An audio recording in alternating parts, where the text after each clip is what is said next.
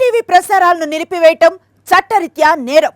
సాక్షి TV ప్రసారాల కోసం మీ స్థానిక cable ఆపరేటర్ను వెంటనే సంప్రదించండి. డిటిహెచ్లో ఇంటర్నెట్లో కూడా సాక్షి టీవీ ప్రసారాలను వీక్షించవచ్చు. రాయలసీమకు చంద్రబాబు అన్యాయం చేస్తూ ఉన్నారని మాజీ మంత్రి శైలజనాథ్ ధ్వజమెత్తారు. చంద్రబాబు ఏనాడు రాయలసీమ అభివృద్ధికి కృషి చేయలేదు అని ఆయన విమర్శించారు. రాయలసీమకు చెందవలసిన రాజధాని, హైకోర్టు, ఎయిమ్స్ తరలించుకుపోయారు అని మండిపడ్డారు. రాయలసీమకు రావాల్సిన నీళ్లు, నిధులను కూడా కోల్పోయాము అని ఆవేదన చెందారు. శ్రీబాగు ఒప్పందాన్ని వెంటనే అమలు చేయాలి అని డిమాండ్ చేశారు శైలజనాథ్.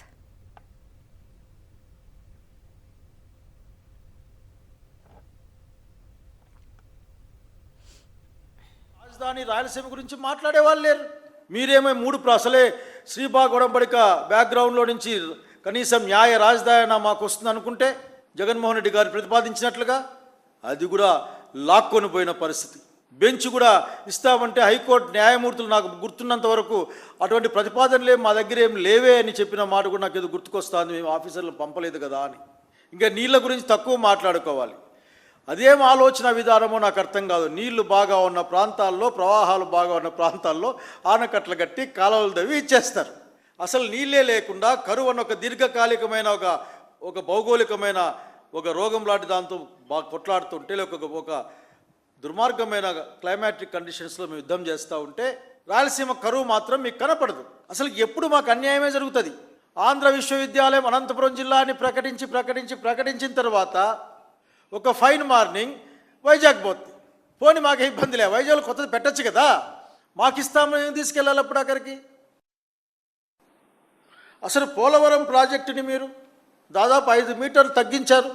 రాయలసీమకు అది అందుబాటులో ఉంటుంది, దాని పనికి వస్తుంది అని ఆనాటి ముఖ్యమంత్రి రాజశేఖర రెడ్డి గారు ఎప్పుడు అంజయ్య గారి హయాంలో మొదలైతే కాలువలు పూర్తి చేసి మీ చేతిలోకి అధికారం వచ్చిన తర్వాత పోలవరం ప్రాజెక్టు గతి ఏందో ఈరోజు మన కళ్ళెదురుగా కనిపిస్తూ ఉంది ప్రజలకి. తెలంగాణ రాయలసీమ ప్రాంతాలు రావాల్సిన నీళ్ళు రావాలి అక్కడి నుండి. మీకు పట్టిసీమ మీద ఉన్నంత ప్రేమ మా ప్రాంతాలపైన ఉండదు. హైట్ తగ్గించిన తర్వాత దాదాపు 40 టీఎంసీ నీళ్లు తగ్గిపోతాయనే సంగతి మీకు తెలియదు అనే సంగతి గుర్తు చేస్తూ ఉన్నా నేను. అనంతపురం జిల్లాకు రావాల్సిన నీళ్ళల్లో దానికి కావాల్సిన నీళ్ళు అవసరం వచ్చేసి 413.83 టీఎంసీ నీళ్లు కావాలి మా జిల్లాకి. మా జిల్లా లెక్కలు నాకు బాగా తెలుసు కాబట్టి. కానీ మాకు లభ్యం ఎంతో తెలుసా ముఖ్యమంత్రి గారు?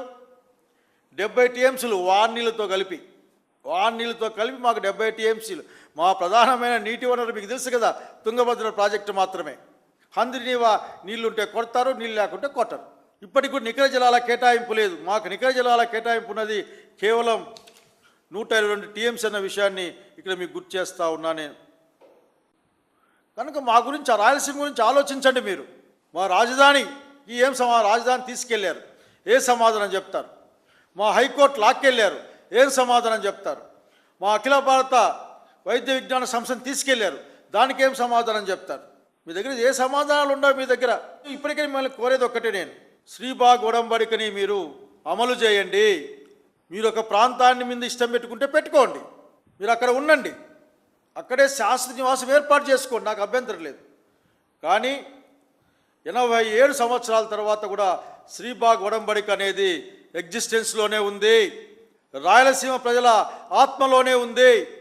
ఏదైతే జగన్మోహన్ రెడ్డి గారు రాయలసీమ అభివృద్ధి కోసం ప్రణాళిక రచించాడో వాటితో కలిపి శ్రీబాగ్ ఒడంబడికని పరిశీలించి మరొక్కసారి అందులో ఉన్న అంశాలను అమలు చేయమని డిమాండ్ చేస్తూ ఉన్నాం. సాక్షి టీవీ ప్రసారాలను నిలిపివేయడం చట్టరీత్యా నేరం. సాక్షి టీవీ ప్రసారాల కోసం మీ స్థానిక కేబుల్ ఆపరేటర్ను వెంటనే సంప్రదించండి. డిటిహెచ్లో ఇంటర్నెట్లో కూడా సాక్షి టీవీ ప్రసారాలను వీక్షించవచ్చు.